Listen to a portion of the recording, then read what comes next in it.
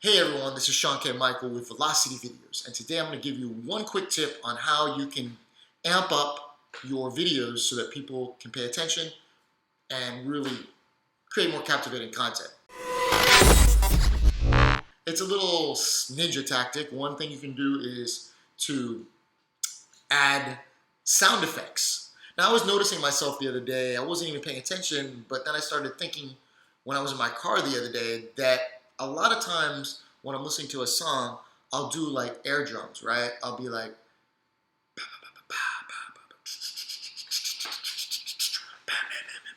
right? So I'll be getting into like that.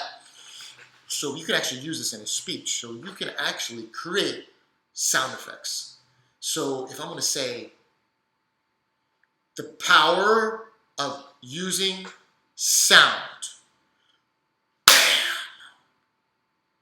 and then holding a clap or holding an effect.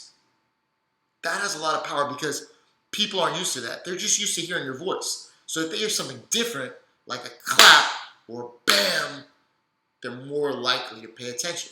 But when you do it, don't just hear it. Actually use your voice too. So bam,